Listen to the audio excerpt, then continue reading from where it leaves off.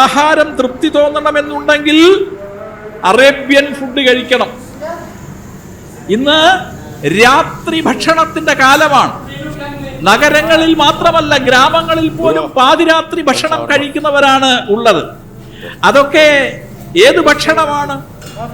ആ ഭക്ഷണങ്ങളുടെ ഒന്നും പേര് നമുക്ക് ഇവിടെ ഇപ്പോൾ ഓർത്തെടുക്കാൻ പോലും പറ്റില്ല.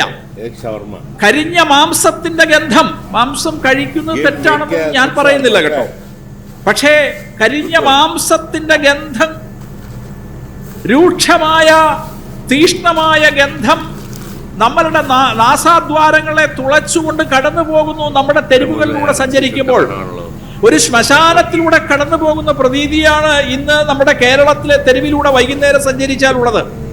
അവിടെ നമ്മൾ ശവവർമ്മയാണ് കഴിക്കുന്നത്. ചിലരതിന് ഷവർമ്മ എന്ന് പറയുന്നു.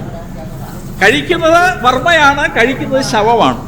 അതുകൊണ്ടാണ് അതിന് ശവവർമ്മ എന്ന് പേര്. കേരളത്തിൽ ഷവർമ്മ കഴിച്ച് അനേകം പേര് മരിച്ചു. അതിലൊരു മുഹമ്മദ് ഇല്ല, അതിലൊരു ആയിഷ ഇല്ല, അതിലൊരു തോമസ് ഇല്ല, പക്ഷെ അതിൽ വർമ്മയുണ്ടായിരുന്നു. അതുകൊണ്ടായിരിക്കും ഒരുപക്ഷെ അത് ഷവർമ്മയായിരുന്നു. ഈ ആക്രാന്തം മൂത്ത് ഭണ്ഡാരമടങ്ങാൻ ഇത് പോയി തിന്നു ചാകുന്നവന്റെ പേര് ഹിന്ദു എന്നാണ്. ഇന്ന് ഈ നവോത്ഥാനം ചില സ്ഥലങ്ങളിലെങ്കിലും വഴിപിഴച്ചു പോകുന്നുണ്ടോ എന്നും സംശയം.